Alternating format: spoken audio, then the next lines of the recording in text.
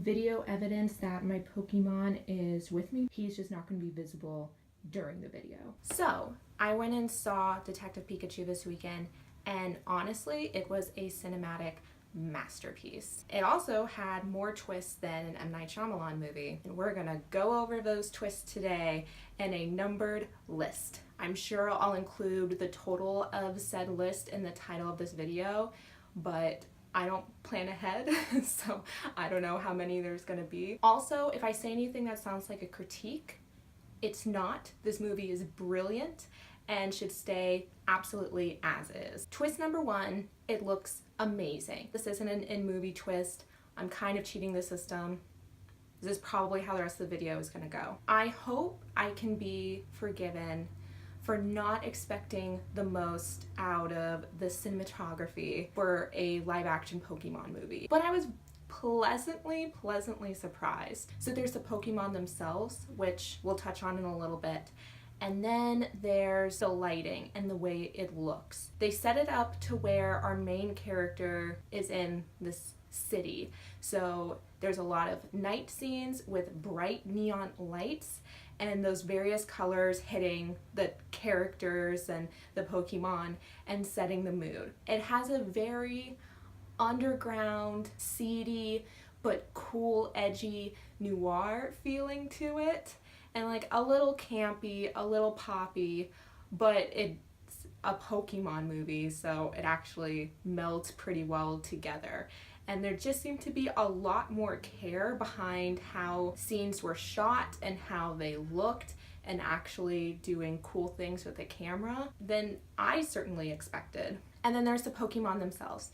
If you've seen any of my videos in the past, then you know that I am not a huge fan of excessive CGI, especially CGI characters, especially photorealistic CGI characters. However, I think they did these Pokemon perfectly. Yes, they made the feathers or the fur themselves photorealistic, but they didn't try to make Pikachu more autonomously correct. They didn't give him more muted sandy yellow fur and a tail that just slightly kinked at the end.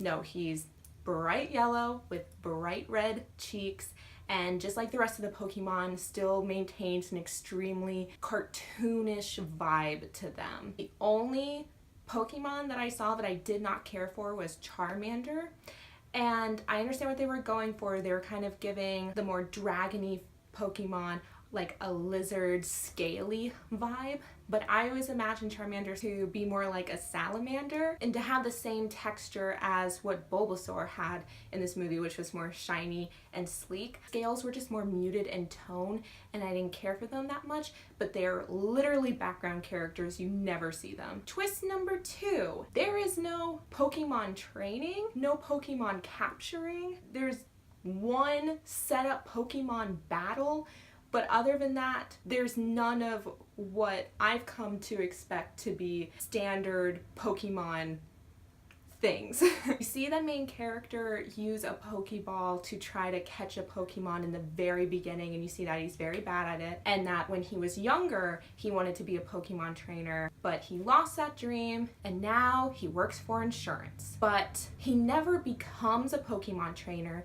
he never captures Pikachu, he never captures any other Pokemon. Other than that ball in the beginning, you never see a Pokemon ball for like the rest of the movie. That shocked me. It mainly takes place in this city that was created specifically for humans and Pokemon to, and I quote, live and work together in harmony. Right before they say this, they go out of their way to show how humans and Pokemon have already lived together throughout history. There's some Pokemon that are inserted into hieroglyphics in Egypt, and I think they're shown in like old black and white photos or something like that to show that they've been around for a while. But then it's also implied that this is the first and only city where they're truly harmonious, and Pokemon training and Pokemon battles are made illegal. Later on in the movie, the main guy and Detective Pikachu end up going to an underground battle ring where you get the sense that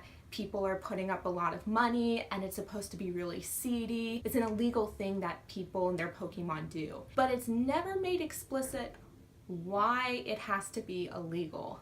It's just said in the beginning and you see the subculture that rises from it. But from my understanding, at least how the movie is presenting it to me, both parties that are fighting are completely consensual. It's not like these Pokemon are treated badly and kept in horrible conditions and then abused to be put out in the ring. These people like worship them. I think the movie just wanted to make it illegal so they could have a underground tournament, but they don't actually explain why it needs to be illegal in the first place. In this city, Pokemon live and work together, and while they say that, they show Pokemon working. Like one of them is like working the crosswalk. They don't really show Pokemon working after that, but it's like, how sentient are these creatures? Are they getting paid for this labor? Are they taking jobs away from human beings? You would think that would cause quite a conflict between people, but from the way humans treat Pokemon, they're like a glorified pet, not really an equal. That brings us into our twist number 3, and that is that Pikachu can talk. And you might say, Claire, that's in the trailer. I know, but it is a twist to the characters in the movie, and so I'm going to include it because what was a twist for me is that no one else can talk to their Pokemon. I don't know why I was under this assumption that Pokemon and Pokemon trainers almost have a psychic connection with each other, or that if you're just around Pokemon enough, you basically know how to communicate with them. They try to address this in the movie as Pokemon don't know what you're saying, but they know what you're feeling. And they demonstrate this in a great scene where Pikachu is hurt and the main character, I'm horrible with names, I don't know his name, but the main character sees a Bulbasaur and starts asking him for help, and then realizes that Bulbasaur doesn't understand what he's saying, but he understands what he's feeling. So he just starts asking him for help again, but sadder. And then he got help, so it worked. Kind of like what I was saying with my previous twist, the Pokemon have free range. They're like a glorified pet, but they can come with you everywhere they go. People keep commenting at the main character like, oh, where's your Pokemon? It reminds me of the book series His Dark Materials by Philip Pullman, and in that series, part of everyone's soul lives outside of their body in animal form. And so you can communicate with them and they have to stay by your side at all time because it's a part of your soul. And it felt exactly like that. Like everyone was expected to have their Pokemon with them. Even though Pokemon training is illegal, you're still expected just to have Pokemon with you all the time. I mean, people went to restaurants with them. People went on dangerous spy missions with them. And these Pokemon are off-leash, doing their own thing. Sometimes they're by themselves. Sometimes they're behind the counter at a coffee shop, actually serving other Pokemon. Oh, my feet are falling asleep. Oh, dear God. Pikachu can talk to the main character and is presented as this really profound, unique situation, that this is kind of his way as well as the audience's way of getting into the mind of a Pokemon and how they think and how they feel about the world. And we'll come back to that. Twist number 4, Rita Ora is in the movie. In case you don't know who Rita Ora is, she's a British pop singer, I think. I only know about her because she's always in this like trashy news site blog that I check out on occasion. This singer is in the movie as the main scientist in charge of Mewtwo. And she has like a whole scene where she goes through actually quite a bit of dialogue and exposition. And I couldn't pay attention to it at all because I just spent the entire time wondering, is that Rita Ora? That looks like Rita Ora.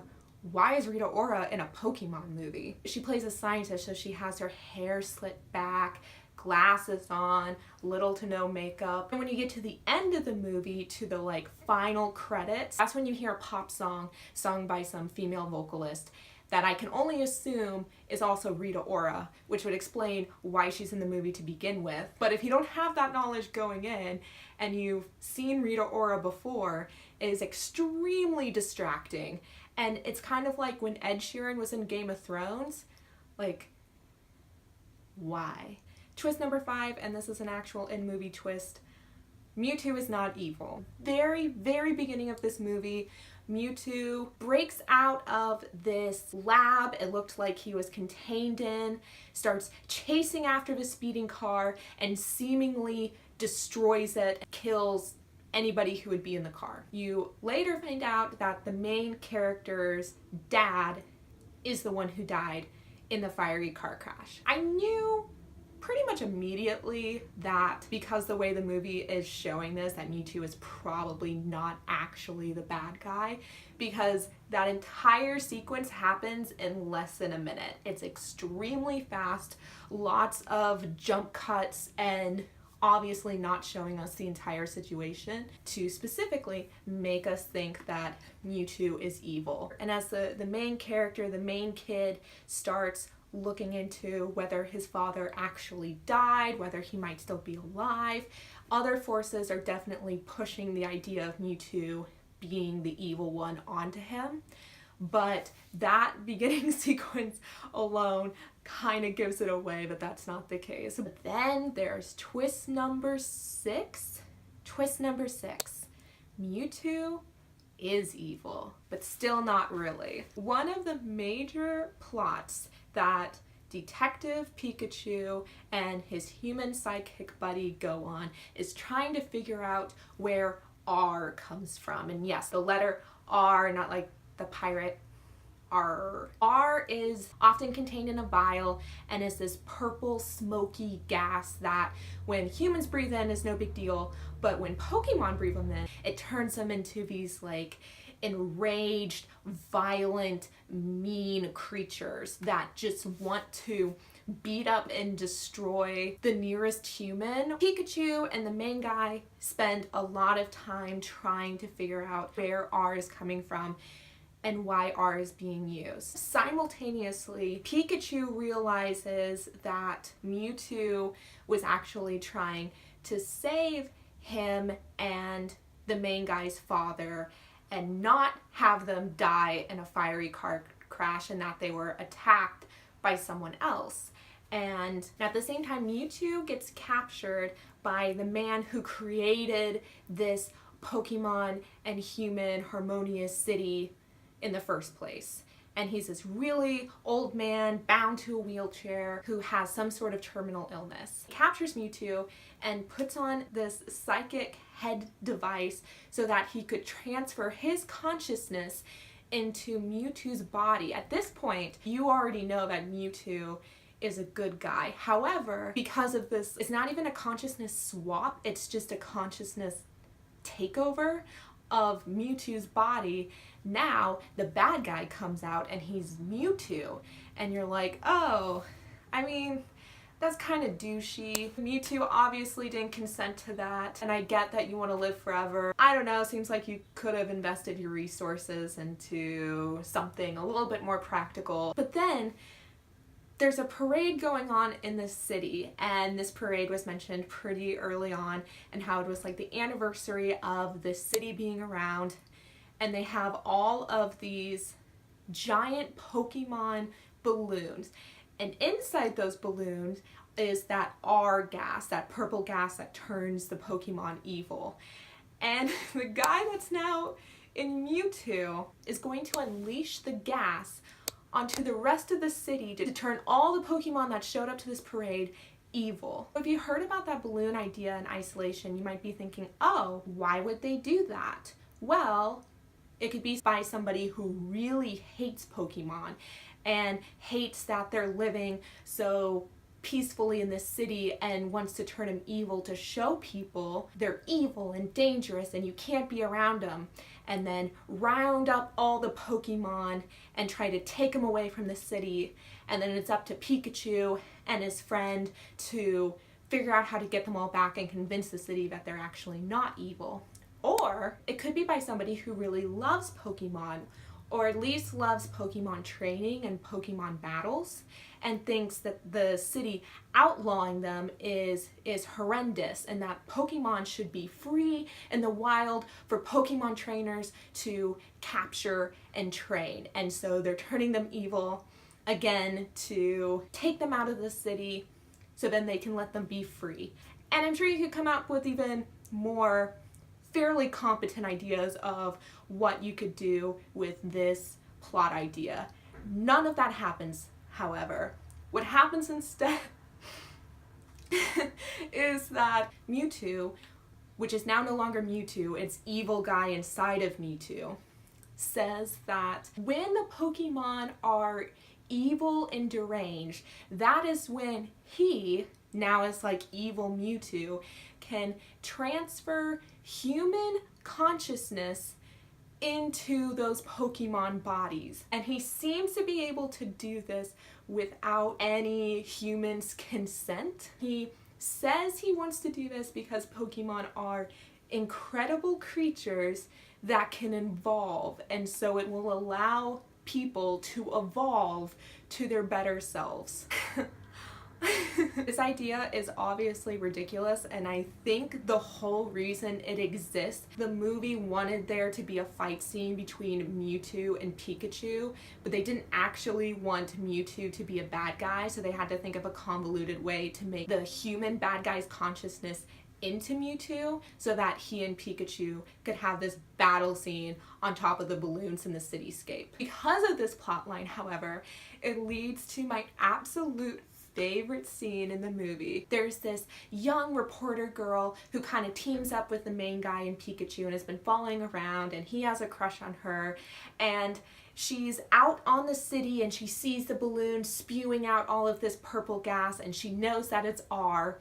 And so she starts running around the city screaming at all these random people and Pokemon who are like coughing their lungs out, going, "Don't breathe the air! Don't let your Pokemon breathe the air! Don't let your Pokemon breathe the air!" The humans are like hacking and falling over, and the screen is just completely covered in purple smoke.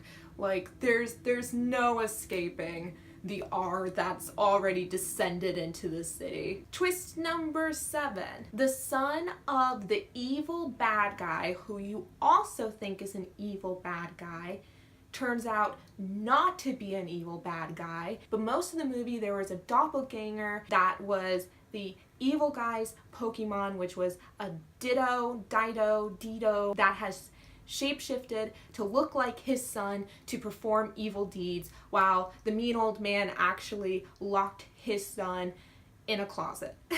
Granted, when you first meet his son, he comes off like an evil guy. He yells at his father, he yells at the reporter girl, he just seems mean. And then for the rest of the movie, when you see him following Pikachu and his friend and the reporter girl, he has these black sunglasses on and he doesn't talk, but he's like watching them on his spy camera and following them around and conducting some sort of plot. And then it's revealed that it's actually the shape-shifting Pokemon. Thought that was pretty well done, and he takes his glasses off, and instead of normal human eyes or eyebrows, it's just two beady little black dots. It was actually pretty disturbing. But then they do a weird thing at the end where they find the original son, whose dad just locked him up in a closet for the majority of the movie. And then, now that the movie is coming into an end, even though he was a complete jerk at the beginning, is super nice and understanding at the end. But maybe being locked in a closet by your father will do that to you. Ugh. My poor feet. So number 7, and by far the biggest twist in the movie, is this is not a buddy cop movie. This is not a pet movie or a Pokemon movie where the kid finally understands and appreciates Pokemon and all that they can do for society and why people love them and want them as friends in their lives. This movie, the entire time, is a father and son movie. As Mewtwo explains oh so eloquently right at the end of the film. After the car crash, Mewtwo realizes that the detective dad was dying, and so he takes the soul of the detective dad and puts it in the body of Pikachu. However, he does not remember that he is actually the detective dad, nor does he remember that he's not actually Pikachu. He pretty much knows nothing. But Mewtwo explains to him that he needs to find the son of the detective dad and bring the son to Mewtwo. And if he does that, then he'll be able to restore the dad's body. I don't remember if they explained why it was important for the son to be there. The son is like a 19-year-old insurance agent. He's not a detective in his own right. I don't know if like they needed the son's DNA to reconstruct the dad's dead body. But then you find out that the guy who voiced Pikachu, Deadpool, I'm horrible with names, I just don't know, that was not Pikachu. We were not following Pikachu's journey. We were not following Pikachu's thought process or how Pikachu saw the world. These were not Pikachu's jokes.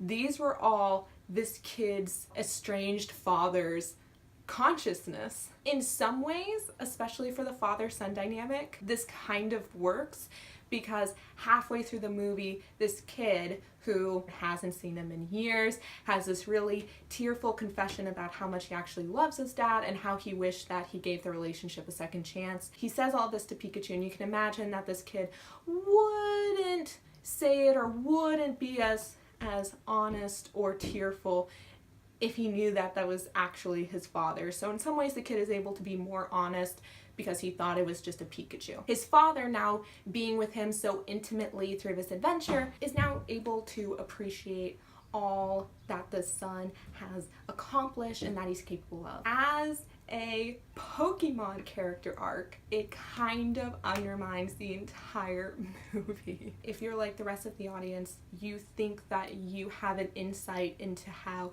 Pokemon feel and see the world, and it turns out you don't. Even the final battle between Mewtwo and Pikachu weren't even really between Pokemon, it was between an old man and a middle-aged man. So that's all I have for the many a twists in Detective Pikachu. It was a hoot. I genuinely enjoyed watching it. You may be wondering, well, Claire, you said it was a cinematic masterpiece.